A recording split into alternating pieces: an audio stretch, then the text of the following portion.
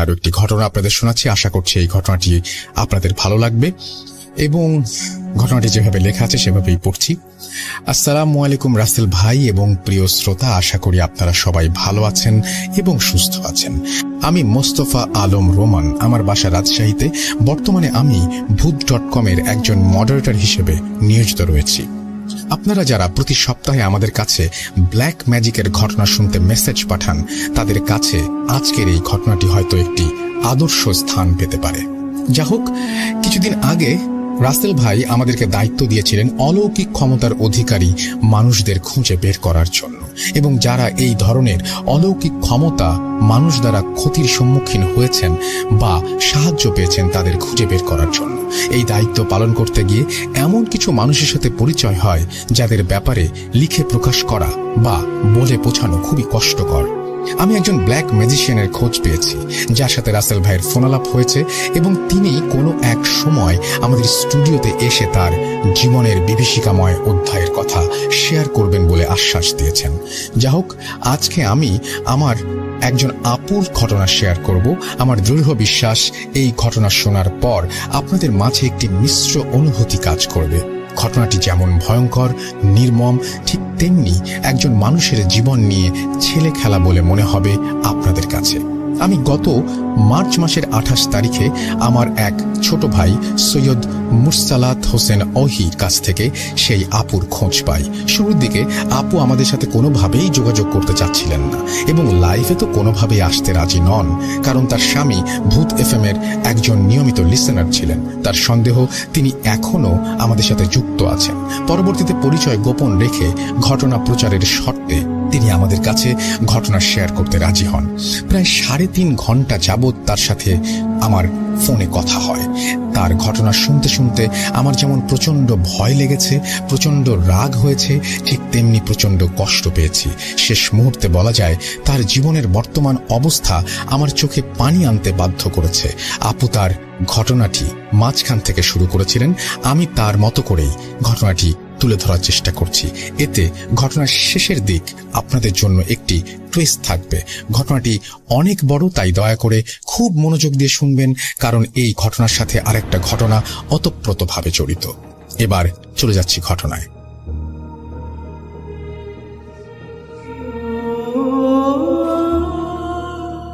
আপু, ঘটনাটি 2019 সালের দিকে। আমি তখন আমার শ্বশুর বাড়িতে থাকতাম। সেখানে বাড়ির সদস্য বলতে আমার শ্বশুর, শাশুড়ি, ননদ, স্বামী, আমার 4 বছরের ছেলে এবং আমি। বিয়ের 2 বছর পর শ্বশুর বাড়ির সবার কাছে কেমন যেন অপছন্দের পাত্রী হতে শুরু করলাম আমি। কেউ আমাকে পছন্দ করত না, আমার সাথে সবসময় দুর্ব্যবহার করত। শুধুমাত্র আমার শ্বশুর মশাই এবং আমার সন্তান আমার সাথে একটু ভালো ব্যবহার করত। প্রায় প্রতিদিনই স্বামীর সাথে আমার ঝগড়া হতো। কখনো কখনো সে আমার উপর হাতও ওঠাতো। বেশিরভাগ সময় আমি আমার সন্তানের মুখের দিকে তাকিয়ে সবকিছু সহ্য করে নিতাম, কিন্তু সেটা আর কতদিনই বা সম্ভব। সবকিছুরই একটা সহ্যের সীমা রয়েছে। তাই একটা সময় এই ব্যাপারে আমি আমার বাবা মাকে জানাই।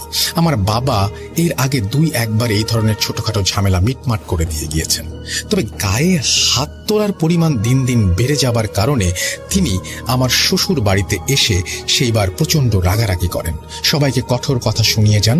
এক সময় আমার শাশুড়ির সাথে বাবার কথা কাটাকাটি হয়। আমার শাশুড়ি বলেন, আমাদের বাড়ির বউ আমরা আমাদের মতো করে রাখবো, আমাদের কথা মেনে চললে ভালো, না মানলে এটাই ওর উচিত শিক্ষা। এটা শুনে আমার বাবা আরো রেগে যান। তিনি বলেন, আমার মেয়ে কি আপনাদের হাতের পুতুল? একজন মানুষের জীবন নিয়ে যা খুশি তা করা যায় না। এই ধরনের আরো অনেক কথা বাবা তার কঠোরভাবে শুনিয়ে আসেন।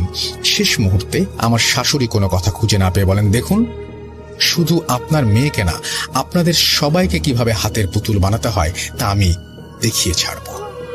এরপর বাবা আমাকে আর আমার ছেলেকে নিয়ে সেখান থেকে চলে আসেন। আমার বাপের বাড়িতে তখন আমি, আমার ছেলে, আমার বাবা মা ছিলাম। আমার বড় বোন তার শ্বশুর বাড়িতে। আমি শ্বশুর বাড়ি থেকে চলে আসার পর খুব শান্তি অনুভব করেছিলাম।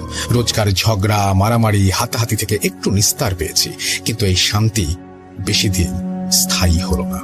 বাড়ি আসার 3 দিনের মাথায় আমার বাবা হঠাৎ করে ব্রেন স্ট্রোক করলেন। আমরা খুব তাড়াতাড়ি তাকে একটি বেসরকারি হাসপাতালে নিয়ে ভর্তি করি। ডাক্তার নিতান্তই একজন ভালো মানুষ ছিলেন বিধায় তিনি দ্রুতই বাবার চিকিৎসা শুরু করে দেন। কিন্তু বাবার সব টেস্ট রিপোর্ট হাতে পাওয়ার পর ওনাকে কেমন যেন অবাক মনে হচ্ছিল। কারণ জিজ্ঞেস করায় তিনি কিছুটা অবাক কণ্ঠে বললেন, এত সুস্থ একজন মানুষ কিভাবে ব্রেন স্ট্রোক করতে পারে? ওনার তো কোনো অসুখ বিসুখ রোগ বালাই কিছুই নেই, উনি তো সম্পূর্ণ সুস্থ। আমি এর আগে কখনোই এরকম পেশেন্ট দেখিনি। এরপর প্রায় 4 দিনের মতো বাবাকে হাসপাতালে রাখা হয়। 5ম দিন আমি আমার বড় বোন গিয়ে বাবাকে হাসপাতাল থেকে নিয়ে আসি। আমাদের বাড়ির সামনে তখন একটা বড় ময়লার স্তূপ ছিল, আর পাশেই একটা বিশাল খাদ। বাবা রিক্সা থেকে নেমেই হাঁটতে হাঁটতে সেই ময়লার স্তূপের কাছে গিয়ে দাঁড়িয়ে যান। আমি রিক্সার ভাড়া মিটিয়ে দেখি বড় বোন বাইরের গেটের তালা খুলছেন। আমার বাবার দিকে চোখ পড়তেই দেখলাম বাবার শরীর একটা কাঁপুনি দিয়ে আস্তে আস্তে সেই ময়লার স্তূপ থেকে খাদের দিকে হেলে পড়ছে। এটা দেখে আমি দৌড়ে গিয়ে বাবাকে টেনে ধরি। অন্যদিকে আমার বোন এগিয়ে এসে সাহায্য করলে বাবা অট্টহাসি হাসতে শুরু করেন। আমরা দুজনেই অবাক হয়ে যাই, কি হলো বাবার, এরকম করছেন কেন? বাবার হাসির কারণ জিজ্ঞেস করতে বাবা শুধু বললেন, আজ তুই না থাকলে হয়তো মরেই যেতাম রে মা। এটা বলে বাবা হঠাৎ কেমন চুপ হয়ে গেলেন এবং বাসার ভেতর প্রবেশ করলেন। বাড়ি ফেরার পর 2-1 দিন খুব একটা সমস্যা হয়নি, কিন্তু বাবা দিন দিন কেমন যেন হয়ে যাচ্ছিলেন। কেমন যেন একটা চিন্তা বা ভয় কাজ করছিল তার মধ্যে। এমন অবস্থায় তিনি আমাকে আমার শ্বশুর বাড়ি ফিরে যেতে বলেন। বাবা অনেকবার আমাকে বুঝিয়ে অনুরোধ করায় আমি আমার ছেলেকে নিয়ে শ্বশুর বাড়িতে ফিরে যাই। গিয়ে দেখি সবকিছুই কেমন বদলে গেছে। সবাই আমার সাথে স্বাভাবিক ব্যবহার করছে। আমি একটু অবাকই হলাম, আবার মনে মনে ভালো লাগছিল। শ্বশুর বাড়িতে যাওয়ার 3 দিনের মাথায় খবর পেলাম বাবা ওয়াশরুমে পড়ে গিয়ে খুব বড় ধরনের আঘাত পেয়েছেন। এটা শুনে আমি আবার বাবার বাড়ির দিকে রওনা দেই। এবারও অবাক বিষয়, আমার শ্বশুর বাড়ির কেউ আমাকে কোনো রকম বাধাই দিচ্ছে না। কিন্তু এর আগে এরকমটা কখনো হয়নি। মাসের পর মাস তারা আমাকে বাড়ি থেকে বের হতেই দিত না। হঠাৎ কি হলো তাদের? এরকম 7-5 ভাবতে ভাবতেই বাড়ি পৌঁছালাম। এরপর যা দেখলাম তা আমাকে এতটাই অবাক করেছে যে বলে বোঝাতে পারবো না। আমার বাবা একদম শুকিয়ে গিয়েছিলেন। মাত্র 3 দিনে ওজন প্রায় 2.5 কেজির মতো কমে গিয়েছিল। তার মাথায় একটা ব্যান্ডেজ করা ছিল। মাকে এই সব কিছুর কারণ জিজ্ঞেস করাতে তিনি বললেন, তোর বাবা এই কয়দিন কিচ্ছু খেতে পারেনি, বারবার বলেছে খিদে নেই, আমাকে জোর করো না। আর আজ হঠাৎই ওয়াশরুম থেকে বের হতে গিয়ে কিভাবে যেন হোঁচট খেয়ে পড়ে গেল। আমি অনেকবার জিজ্ঞেস করলাম কি করে এটা হলো, কিন্তু তোর বাবা আমাকে কিছুতেই বলছে না। ওখানে এমন কিছু ছিল না যার কারণে তিনি হোঁচট খেতে পারেন। এরপর আমি বাবার কাছে যাই, তার সাথে কথা বলি, কিন্তু তিনি কেমন যেন হয়ে গিয়েছিলেন। বোঝাই যাচ্ছিল কথা বলতে খুব কষ্ট হচ্ছিল, তার শরীরে বেশি শক্তি পাচ্ছিলেন না। ওই দিন রাত হয়ে যাওয়ায় বাবাকে কোনো রকম ডাক্তারের কাছে নিয়ে যাওয়া সম্ভব হয়নি। তাই পরের দিন সকালে আমি বাবাকে এক ডাক্তারের কাছে নিয়ে যাই। ডাক্তার সব সমস্যার কথা শুনে আমাকে অনেকগুলো টেস্ট করতে দেন। টেস্টের রিপোর্ট প্রায় বিকেলের দিকে হাতে পাই। সব রিপোর্ট দেখে ডাক্তার বলেন, আরে উনি তো একদম সুস্থ আছেন। আসলে কিছুদিন আগে স্ট্রোক করার কারণে হয়তো এমনটা হতেই পারে, এটা খুব একটা বড় বিষয় না। ওনাকে বাড়ি নিয়ে গিয়ে ওনার পছন্দ মতো খাবার খাওয়ান, দেখবেন একদম সুস্থ হয়ে গেছেন উনি। ওই দিন ডাক্তার সাহেব বাবাকে কোনো ওষুধই লিখে দেননি। তারপর বাবাকে বাড়ি ফিরিয়ে নিয়ে এসে ওনার পছন্দ মতো খাবার রান্না করে দেয়া হলো। রুচি বাড়ানোর জন্য টক জাতীয় খাবারও দেয়া হলো, কিন্তু বাবা কোনো খাবারই ঠিকঠাক মতো খেতে পারছিলেন না। শুধু এদিক ওদিক তাকাচ্ছিলেন আর বারবার পানি খাচ্ছিলেন। ওনার চোখে মুখে কেমন যেন অসহায়ত্বের ছায়া দেখা যাচ্ছিল বারবার। এবার এই সবকিছু দেখে আমার মনে খটকা লাগে। আমি কোনো কালো জাদু বা তাবিজে তখনও বিশ্বাস করতাম না, যদিও এর আগে এগুলো নিয়ে আমার সাথে অনেক ঘটনা ঘটেছে। তবুও কিন্তু এগুলো বিশ্বাস না করলে কি হবে? আমি তো আমার শ্বশুরবাড়ির মানুষদের চিনি, তাদের কুকর্ম তো আমি জানি। তাই এবার আমি সত্যি চিন্তা করতে শুরু করলাম। আমি ওই দিন রাতেই আমার চাচাতো বোনকে ফোন করে এই ব্যাপারে খুলে বলি। বাবার এই অবস্থার কথা শুনে সে বলে, আমি আগামীকালই কোনো এক হুজুর বা কবিরাজের খোঁজ নিয়ে তোকে জানাচ্ছি। ওই দিন রাতে খুব একটা কিছু হয় না। পরের দিন সকালে ঘুম থেকে উঠতেই দেখি আমার সেই বোন আমাকে মেসেজ করে একজন মহিলা তান্ত্রিকের ব্যাপারে জানিয়েছেন। তিনি বলেন ওই দিন বিকেলে সেই তান্ত্রিকের সাথে দেখা করতে। তিনি নাকি মানুষ দেখলেই সব সমস্যার কথা বলে দিতে পারেন। আমি 7-5 না ভেবেই দুপুরবেলা 1টার দিকে বাড়ি থেকে বেরিয়ে সেই তান্ত্রিকের সাথে দেখা করতে যাই। ওই এলাকায় পৌঁছে দেখি আমার সেই বোন আমার জন্য অপেক্ষা করছেন। পরে তার সাথেই আমি সেই তান্ত্রিকের কাছে যাই। সেখানে প্রবেশ করতে অনেক সমস্যা হচ্ছিল, তবে কোনোভাবে ভেতরে প্রবেশ করার পরই তান্ত্রিক আমাদেরকে তাকিয়ে বলেন, তোর বাবার জন্য এসেছিস? তোর বাবার অবস্থা তো খুব একটা ভালো না রে, তার উপর একটা কালো ছায়া ভর করেছে। এগুলো শুনে আমি বেশ অবাক হয়ে যাই। আমি তাকে আরো কিছু বলার জন্য অনুরোধ করতে থাকি, কিন্তু তিনি বলেন, তোর বাবার মুখ থেকে সব কথা শুনে আমার কাছে আসবি। উনি কেমন ছায়া দেখতে পান, সেই ছায়া কি কি করে, কেন তিনি খেতে পারেন না, সব তোদের যদি আমার উপরে বিশ্বাস থাকে তাহলেই আমি তোর বাবার চিকিৎসা করব। আর আগামী দিন আসার সময় 3001 টাকা হাদিয়া নিয়ে আসবি। পরের কাজগুলো আমি একে একে বলে দেব। বিশ্বাস করতে কষ্ট হলেও এটাই সত্যি যে আমি আমার বাবার কোনো সমস্যা নিয়েই তার সাথে কথা বলিনি। তারপরেও তিনি নিজেই সবটা বলে দিলেন। যা হোক, আমি আমার বোনকে নিয়ে সেখান থেকে চলে আসি। বাড়িতে ফিরেই আমার বাবার ঘরে ঢুকে দেখি বাবা বিছানার ওপর বসে নামাজ পড়ছেন। নামাজ শেষ হবার পর আমি সোজা গিয়ে বাবার হাতটা আমার মাথার ওপর রাখি।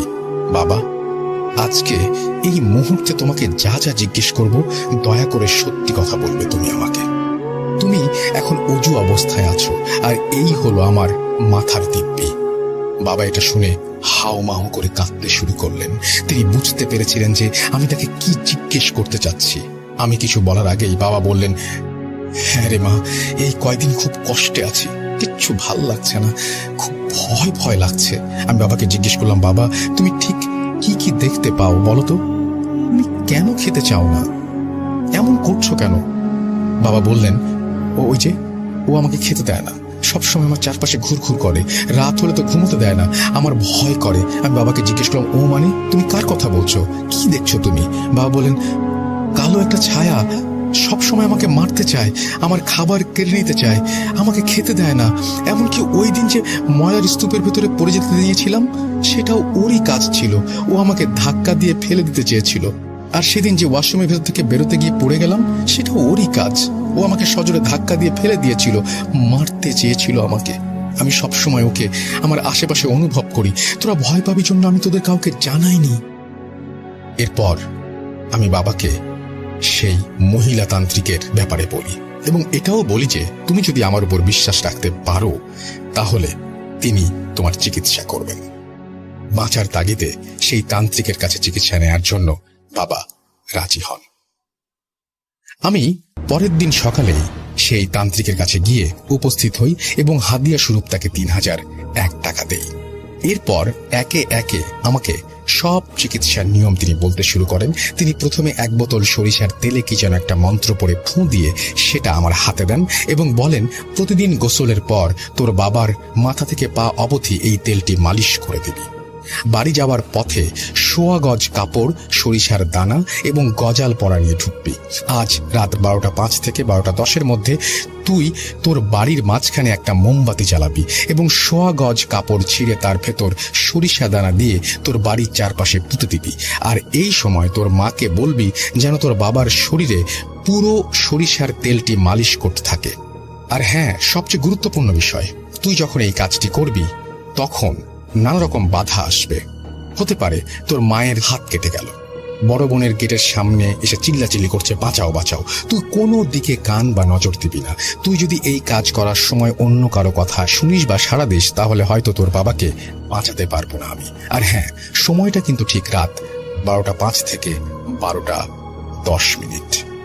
তোর হাতে মাত্র 5 মিনিট সময় থাকবে। এই 5 মিনিট কারো সাথে কথা বলবি না। যদি তুই এই কাজে সফল হোস এবং নির্দেশনা অনুযায়ী চলিস তাহলে আগামী 40 দিনের মধ্যেই আমি তোর বাবাকে সুস্থ করে তোর কাছে ফিরিয়ে দেব। কিন্তু কোথাও যদি ভুল হয় তাহলে কিন্তু আমার পক্ষে আর সম্ভব হবে না। তান্ত্রিকের এই কথা শুনে আমি সব জিনিসপত্র গুছিয়ে নিতে শুরু করি। সেই সময় তান্ত্রিক আমাকে একটা তাবিজ দেয় এবং বলে যে এটা তোর বাবার হাতে বেঁধে দিবি এবং 40 দিনের আগে যেন কোনোভাবেই এটা হারিয়ে না যায়। হতে পারে সেই কালো ছায়া তোর মায়ের ওপর ভর করবে এবং সব নিয়ম অমান্য করতে চাইবে তোর বাবাকে দিয়ে, তাই তুই সাবধানে থাকবি। এরপর সব গুছিয়ে নিয়ে আমি ঠিক রাত 10টায় আমার বাবার বাড়িতে ঢুকি। এরপর নিয়ম করে একে একে আমার মাকে বুঝিয়ে দেই এবং রাত 12:05 ওই কাজের কথাও বলে দেই। আমি কাজটির জন্য মানসিকভাবে প্রস্তুতি নিতে থাকি। রাত যখন 12টা বেজে গিয়েছে, ঠিক তখন থেকে আমার ভেতর কেমন যেন একটা অস্বস্তি কাজ করছিল। বাবাকেও দেখলাম কেমন যেন ছটফট করছিলেন, কিন্তু বাঁচতে হলে কাজটা যে করতেই হবে। আমি মাকে তেল মালিশের কথা বলে ঘরে একটা মোমবাতি জ্বালিয়ে দিয়ে বাবার হাতে তাবিজটা বেঁধে দিলাম। তারপর ওই তান্ত্রিকের কথা মতো কাজ করতে শুরু করলাম। বাড়ির 2 দিকে কাপড় পুঁতে দেওয়ার পরই মনে হতে লাগলো ভীষণ ঝড় উঠেছে। ঘর বাড়ি গাছপালা সব লণ্ডভণ্ড করে দেবে এই ঝড়। কিন্তু অবাক করা বিষয়, আমার শরীরে এক ফোঁটাও বাতাসের ছোঁয়া লাগছে না। এটা কিভাবে সম্ভব? আমার চোখের সামনে ঘটছে এক জিনিস আর আমি অনুভব করছি আর এক জিনিস। তৃতীয় কাপড় পুঁতে দেওয়ার পরেই হঠাৎ করে সবকিছু যেন নিস্তেজ হয়ে গেল। আমার মনে মনে প্রচন্ড ভয় হতে শুরু করলো। আল্লাহ, আমি কি তাহলে কাজটা শেষ করতে পারলাম না? আমি কি আমার বাবাকে বাঁচাতে পারলাম না? এটা ভেবে চোখে পানি ফেলতে ফেলতেই আমি শেষ কাপড়টিও পুঁতে কাজ শেষ করে ঘরে প্রবেশ করলাম। ঘরে প্রবেশ করার সাথে সাথেই দেখি সেই তান্ত্রিক আমাকে ফোন করেছে। আমি কলটি রিসিভ করার পরে উনি বললেন, তুই কাজটি সফলভাবে করতে পেরেছিস, আপাতত কোনো বাধা নেই। তোর বাবাকে এই 40 দিন কয়েকটা খাবার খাওয়া থেকে বিরত রাখবি, এই যেমন ইলিশ মাছ, চিংড়ি মাছ, গরু এবং খাসির মাংস। তাছাড়া অন্য সবকিছুই সে খেতে পারবে। আর হ্যাঁ, তোর মায়ের দিকে কড়া নজর রাখবি, আর 1 সপ্তাহ পর পর আমাকে সবকিছু জানাতে থাকবি। এটা বলে তান্ত্রিক ফোনটি কেটে দেয়। সে সময় আমার মনে হচ্ছিল আমি যেন কোনো যুদ্ধক্ষেত্র থেকে এসেছি। আমার শরীরে এক ফোঁটাও শক্তি নেই, আমি কথা বলতে পারছিলাম না। ওই রাতটা যে আমার কিভাবে কেটেছে তা বলে বোঝাতে পারবো না। পরদিন সকাল থেকে সবকিছু আগের মতো হতে শুরু করলো। বাবাও আগের মতো খাওয়া দাওয়া, কথাবার্তা বলতে শুরু করলেন। কয়েকদিনের মধ্যে একা বিছানা থেকে নেমে হাঁটাহাঁটি শুরু করলেন। 1 সপ্তাহ পর্যন্ত বাবার কোনো সমস্যা হয়নি। বাবা আগের মতোই সেই কালো ছায়াটিও আর দেখতে পেলেন না। ঠিক সেই সময় আমার শাশুড়ি আমাকে ফোন করে বাড়িতে ফিরে যেতে বলেন। আমিও বিষয়টা স্বাভাবিকভাবেই নিয়েছিলাম, কারণ বাবার চিকিৎসার জন্য প্রায় অনেক দিনই এ বাড়িতে রয়েছি। শ্বশুর বাড়ি ফেরা হয়নি, এখন আমার ফিরে যাওয়াই উচিত। এটা ভেবে আমি বাবাকে বিষয়টা জানাই এবং আমার ব্যাগ গুছিয়ে নেই। বাবা বাড়ি থেকে বের হওয়া সম্পূর্ণ নিষেধ ছিল, তাই মাকে সবটা বুঝিয়ে আমি যেই না বাড়ি থেকে বের হই, ঠিক তখনই মনে হলো কোন একটা গরম বাতাস আমার গায়ে লাগলো। আর ঠিক তখনই আমার প্রচন্ড পেটে ব্যথা হওয়া শুরু করলো। আমার ছেলে তখনও ঘরের ভেতরে, বাইরে বেরোয়নি। আমার এই অবস্থা দেখে বাবা বললেন, তুই বাড়ির ভেতরে আসিস না মা, আমি তোর ছেলের হাত দিয়ে জমজমের পানি পাঠিয়ে দিচ্ছি, তুই খেয়ে তোর শাশুড়ির বাড়িতে ফিরে যা। তখন একবার সন্দেহ হলো বাবা নিশ্চয়ই কিছু একটা দেখেছেন, তাই আমাকে ঘরে ঢুকতে মানা করছেন। আমি আমার ছেলের কাছ থেকে সেই জমজমের পানি খাওয়া কয়েক সেকেন্ডের মধ্যেই আমার পেটের ব্যথা ঠিক হয়ে গেল। এরপর বাবা আমাকে তাড়াতাড়ি চলে যেতে বললেন। আমি শ্বশুর বাড়িতে ফেরার পর দেখলাম আমার শাশুড়ি আমার উপরে প্রচন্ড ক্ষিপ্ত, পারলে তিনি আমাকে মেরেই ফেলবেন। ওই দিন আমার ছেলের সামনেই তিনি আমাকে যা নয় তাই বলে অকথ্য ভাষায় গালিগালাজ শুরু করলেন। আমি পুরো বোকা বনে গেলাম। এই অবস্থায় আমার মুখ দিয়ে একটা কথাও বের হচ্ছিল না। কেন তিনি আমাকে বকছেন? আমি কি এমন করলাম? কয়েকদিন বাবার বাড়ি ছিলাম বাবার চিকিৎসার জন্য, যাওয়ার দিন তো হাসি খুশি মুখেই তিনি বিদায় দিয়েছিলেন, কিন্তু হঠাৎ কি হলো? অনেক প্রশ্ন আমার মাথার ভিতরে ঘুরতে থাকে। ওই দিন থেকে আমার শ্বশুর বাড়ির মানুষেরা আবার বদলে যান। আবার তারা আমার সাথে খারাপ ব্যবহার শুরু করেন। আমার স্বামী তুচ্ছ বিষয়ে আমার গায়ে হাত তোলেন। আমার কাছে সবকিছু কেমন যেন ধোঁয়াশা হয়ে যাচ্ছিল। একদিনের মধ্যে আমার জীবন এরকম হয়ে গেল কেন? এই অত্যাচারের ঠিক 3 দিনের মাথায় আমার বাবা আমাকে ফোন করেন। তিনি আবার অসুস্থ হয়ে পড়েছেন। মা নাকি তার সেবা যত্ন করছেন একদম ভিন্ন মেজাজে। তান্ত্রিক যা যা বারণ করেছেন মা নাকি সেগুলোই করছেন। বাবাকে মাংস খেতে দিচ্ছেন, ইলিশ মাছ খেতে জোর করছেন, তেল ঠিকঠাকভাবে মালিশ করছেন না, বারবার নাকি তার হাত থেকে সেই তাবিজটি খুলে ফেলতে বলছেন বাবাকে। এসব শুনে আমার আর কিছুই বোঝার বাকি রইল না। মায়ের ওপর সেই বদজিন ভর করেছে, এই কাজগুলো সেই করাচ্ছে। আমি তখনই তান্ত্রিককে ফোন করে সবকিছু জানাই। তিনি বলেন যে যত তাড়াতাড়ি সম্ভব তুমি তোমার বাবার কাছে যাও, 40 দিন সম্পূর্ণ হওয়া পর্যন্ত, আর এখনো যে ক্ষতিগুলো হয়েছে তা পুষিয়ে নেওয়া যাবে, কিন্তু পরে তা আর সম্ভব হবে না। আমি সবকিছু শুনে আবারও বাবার বাড়ি যাওয়ার সিদ্ধান্ত নেই, কিন্তু আমার শাশুড়ি ও স্বামী কোনোভাবেই আমাকে ছাড়তে রাজি নয়। হঠাৎ করেই তারা আমার সাথে মিষ্টি ব্যবহার শুরু করে দেয়, কিন্তু আমাকে তো যেতেই হবে। তারা কোনোভাবেই আমাকে আটকাতে পারল না। তখন আমার স্বামী আমার গায়ে হাত তোলা শুরু করলো। আমি বোঝাতে পারবো না কতটা কষ্ট করে তাদের সেই অত্যাচার থেকে আমি পালিয়ে এসেছি। আমার মাথা থেকে তখনও টপ টপ করে রক্ত ঝরছিল। যখন আমি বাড়ির কাছে পৌঁছাই, আমি বাড়ির দরজায় কড়া নাড়ার পর আমার মা এসে দরজা খুলে দেন। আর তখনই ঠিক আগের মতো আমার মনে হলো একটা গরম বাতাস বাড়ির ভেতর থেকে আমার শরীরে এসে লাগলো। আবারও সেই অসহ্য পেটের ব্যথা শুরু হলো। মা আমাকে ধরাধরি করে বাড়ির ভেতরে নিয়ে গেলেন। তারপর সেই জমজমের পানি খাওয়ার পর আমার পেটের ব্যথা কমে। আমি বাবার কাছে যেতেই বাবা বললেন, তুই এসে গিয়েছিস মা, এবার হয়তো আমি বেঁচে যাব। আমি বাবাকে তার সমস্যার কথাগুলো জিজ্ঞেস করতেই বাবা বলেন, তুই যেদিন বাড়ি থেকে বেরিয়ে গেলি ঠিক সেই মুহূর্তে ওই কালো ছায়া তোকে অতিক্রম করে বাড়ির ভেতরে ঢোকে। ওই জন্যই তোর পেটের ব্যথা শুরু হয়। কিন্তু তোকে এই কথা জানালে তুই আর শ্বশুর বাড়ি যেতি না, তাই আমি তোকে কিছু জানাইনি। আজ যখন তুই আমার বাড়িতে প্রবেশ করলি ঠিক তখনই ও অতিক্রম করে বাড়ি থেকে বেরিয়ে গেছে। সেই জন্যই আবারও তোর পেটে ব্যথা শুরু হয়েছে। তুই চলে যাবার পর তোর মা বদলে গেছে, কোনো নিয়ম কানুন মানছে না, আর আগের মতো সব সমস্যা দেখা দিচ্ছে আমার। আমি বাবার মনে সাহস জোগাতে থাকি, কিন্তু শ্বশুর বাড়ির এই নির্যাতনের চিহ্ন দেখে বাবা মানসিকভাবে আবারও ভেঙে পড়েন। তিনি চলে গেলে আমাদের কি হবে সেটা ভেবে বাবা আবারও অসুস্থ হয়ে পড়েছিলেন। যা হোক, আমি বাড়িতে থাকাকালীন অনেক দিন কোনো সমস্যা হয়নি। মাও স্বাভাবিক ব্যবহার করছিলেন সবার সাথে, এবং বাবাও একা একা বিছানা থেকে উঠে হাঁটাহাঁটি করতে পারতেন। কিন্তু একদিন রাতে হঠাৎই পরিস্থিতি বদলে যায়। সেদিন ছিল পূর্ণিমার রাত। রাত 9:30 দিকে আমি বাড়ির উঠোনে বসেছিলাম। হঠাৎ ঘরের ভেতর থেকে বাবার চিল্লাচিল্লির আওয়াজ শুনতে পাই।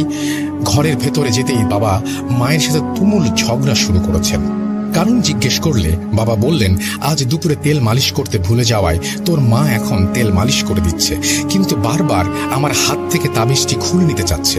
আমি মাকে বাধা দিতেই মা রাগান্বিত কণ্ঠে বলে উঠলেন, কিচ্ছু হবে না তোর ওই তান্ত্রিকের তাবিজ দিয়ে, তোর বাবা বাঁচবে না। ওই তান্ত্রিক শুধু টাকার জন্য চিকিৎসার ভান করছে, খুলে ফেলে এই তাবিজ। এই ধরনের আরো অনেক কথা মা সেদিন বলেছিলেন, কিন্তু আমি লক্ষ্য করেছিলাম মা ওই তাবিজে হাত দিচ্ছিলেন না, বাবাকে তাবিজটি খুলে রাখতে বলছিলেন। আবার বাবার অন্য হাত দিয়ে তাবিজটির ওপর দিয়ে তাবিজটি খোলার চেষ্টা করছিলেন, যা ছিল খুবই অদ্ভুত।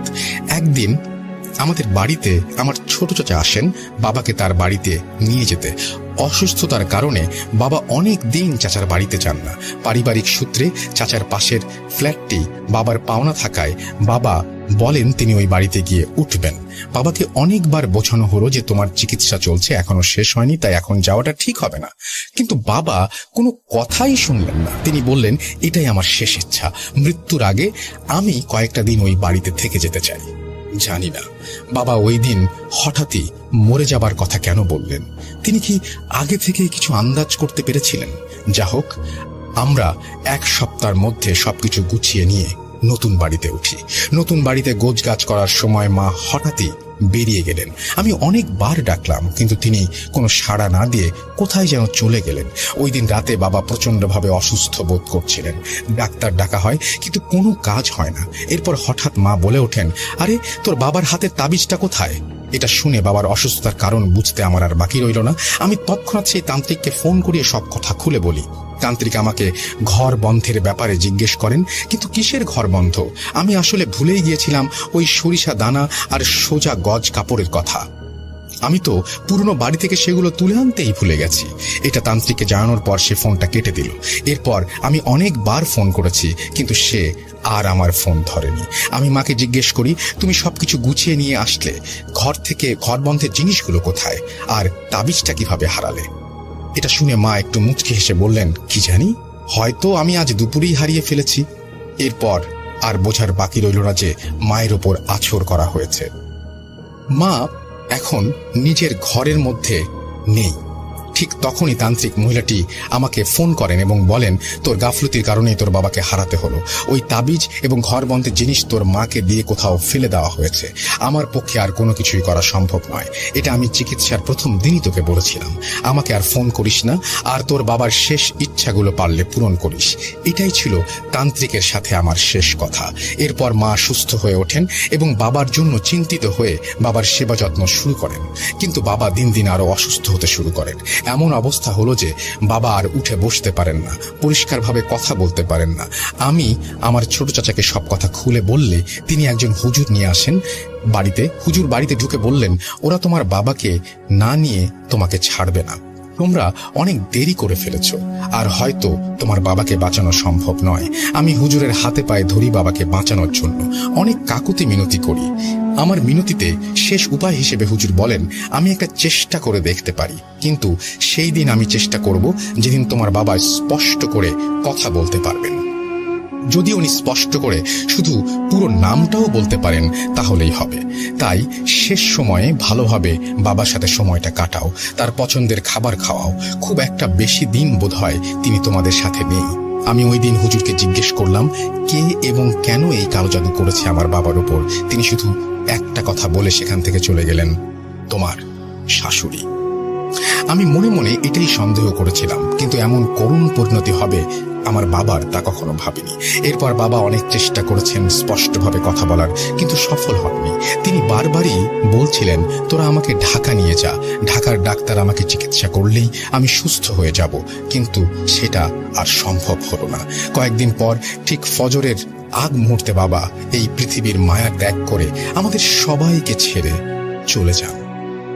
সেদিন মা বাবার পাশেই ছিলেন। তিনি নাকি একটা বিশাল কালো ছায়াকে বাবার পাশে বসে থাকতে দেখেছেন, এবং হঠাৎই সেটা নাকি দেয়াল ভেদ করে বাইরে চলে যায়। এরপর থেকে একে একে যা যা করণীয় আমরা সব পালন করি। অনেক আত্মীয় স্বজন আসেন, কিন্তু আমার শ্বশুর শাশুড়ি থেকে কোনো মানুষই সেখানে উপস্থিত ছিলেন না। একবার ফোন করেও জিজ্ঞেস করেননি। আমি চেয়েছিলাম তাদের নামে আইনি ব্যবস্থা নিতে, কিন্তু আইন তো জাদু বিশ্বাস করে না, তারা প্রমাণ চায়। আমার কাছে তো কোনো প্রমাণ নেই। যা হোক, এটা গেল বাবার ঘটনা। কিন্তু এই ঘটনা চলাকালীন আমার শাশুড়ি যে আমার জন্য আরো বড় কিছু তৈরি করেছিলেন তা কয়েকদিন পরেই বুঝতে পারি। বাবা মারা যাওয়ার কয়েকদিন পর আমার শাশুড়ি আমাকে অনেকটা জোর করেই বাড়িতে ফিরতে বলেন, কিন্তু আমি শর্ত দিয়েছিলাম আমি শ্বশুর বাড়িতে থাকবো না, আমি আমার ছেলে ও স্বামীকে নিয়ে আলাদা থাকবো। যদি তিনি এই শর্তে রাজি থাকেন তাহলে আমি যাব। আমার শাশুড়ি কোনো কথা না বলে আশ্চর্যজনকভাবে আমার এই শর্তে রাজি হয়ে যান। এটা নিয়ে আমার মনে সন্দেহ জাগে, কিন্তু কিছুই করার নেই। আমার শর্তে তো রাজি তিনি। এরপর আমরা আলাদা থাকতে শুরু করি। প্রথম কয়েক মাস ভালোই চলছিল। আমার শ্বশুর শাশুড়ি আমাদের বাড়িতে প্রতি সপ্তাহে একবার করে বেড়াতে আসতেন। আমার ছেলের জন্য অনেক কিছু নিয়ে আসতেন, আবার আমার সাথেও ভালো ব্যবহার করতেন। কিন্তু আমি দেখতাম আমার চোখের আড়ালে শাশুড়ি আমার স্বামীকে নিয়ে কি যেন খাইয়ে দিতেন। হয় পানির সাথে মিশিয়ে দিতেন, না হয় চিবিয়ে খেতে বলতেন। আমি কিছু জিজ্ঞেস করলে তিনি বলতেন, আরে এটা মাজারের সিন্নি, তোমার জন্য এনেছি, পরে দিব। এভাবে সব ভালোই চলছিল, কিন্তু ঠিক 3 মাস পর সবকিছু বদলে গেল। বিনা কারণে আমার স্বামী আমার গায়ে হাত তুলতে শুরু করলো। অকথ্য ভাষায় আমার ছেলের সামনে গালিগালাজ করত। এরকমটা নয় যে আমার স্বামী নেশা করত, আর নেশার ঘোরে আমার সাথে দুর্ব্যবহার করত। একদম সুস্থ মস্তিষ্কে সে আমার সাথে কথা বলতে বলতেই ক্ষিপ্ত হয়ে উঠত। একদিন তো আমাকে মারার জন্য আমার গলায় ছুরি পর্যন্ত ধরেছিল। আমার ছেলে না থাকলে হয়তো আজ আর বেঁচে থাকতাম না। কিন্তু এরকমটা কেন হচ্ছে? কাকে বিচার দেব আমি? এখন তো বাবাও নেই। আমি না বাঁচলে ওরা তো আমার ছেলেকেও ভালোভাবে মানুষ করবে না। এই ঘটনার পরের দিন সকালে আমার শ্বশুর শাশুড়ি আমাদের বাড়িতে আসেন। আমি আমার শাশুড়ির কাছে বিচার দিতেই তিনি আমার ওপর রাগ দেখাতে শুরু করেন। তিনি বলেন, তুমি আমার ছেলের খেয়াল রাখো না, তার সাথে দুর্ব্যবহার করো, তাই সে তোমার সাথে এমন আচরণ করছে। তোমার নিজের দোষেই আজ তোমার এই অবস্থা। আমি এই কথাগুলো শুনে সম্পূর্ণ বোকা বনে গেলাম, কিছুটা বাকরুদ্ধ হয়ে গিয়েছিলাম। তখন আমার শ্বশুর মশাই বললেন, 3 দিনের জন্য আমি আমার ছেলেকে আর নাতিকে আমার বাসায় নিয়ে যেতে চাই। ওরা এই 3 দিন আমাদের সাথে থাকলে মন মেজাজ ভালো হয়ে যাবে, ও আবার আগের মতো হয়ে যাবে। আমি আমার শ্বশুরের কথা ফেলতে পারিনি, কিন্তু আমার মন কেমন যেন একটা খারাপ কিছুর জন্য আশঙ্কা করছিল। আমার ছেলের সাথে ওদের যেতে দিতে আমার মন কিছুতেই মানছিল না। কিন্তু ওনাদের তো বয়স হয়েছে, ওনাদেরও তো নিজের নাতিকে কাছে পেতে ইচ্ছে করে। তাই আমি আমার শ্বশুরের কাছে ওয়াদা করিয়ে নিলাম আমার শ্বশুরকে দিয়ে তিনি 3 দিন পরে আমার ছেলেকে আমার কাছে ফিরিয়ে দিয়ে যাবেন। তিনি আমার কাছে ওয়াদা করলেন এবং আমার স্বামী এবং ছেলেকে নিয়ে চলে গেলেন। কিন্তু ওনারা চলে যাবার পর আমার মনের ভেতর কেমন যেন উথাল পাথাল হতে লাগলো। আমার বারবারই মনে হচ্ছিল ওরা আমার ছেলেকে বোধহয় আমার কাছে আর ফিরিয়ে দেবে না। যা হোক, এরকম অনেক কিছুই ভাবতে ভাবতে 3টে দিন কোনো রকমে পার করি এবং তাদের জন্য অপেক্ষা করতে থাকি। কিন্তু তৃতীয় দিন আমার ছেলে, আমার স্বামী বাড়ি ফেরে না। আমি শ্বশুর বাড়িতে অনেকবার ফোন করি, কিন্তু কেউ আমার ফোন রিসিভ করে না। আমি পরের দিন আবারও ফোন করি, কিন্তু কেউ আমার ফোন ধরে না। এরপর ভেবেছিলাম আমি শ্বশুর বাড়িতে যাব, কিন্তু ব্যক্তিগত একটি কাজের কারণে পরদিন আটকে যাই, তাই যাওয়া হয় না। এভাবে প্রায় আরও 4 দিন পর শাশুড়ি আমার ফোন রিসিভ করেন। তিনি ফোন ধরেই সোজা বলে দেন, তোমার ছেলে বাড়িতে ফিরতে চায় না। আর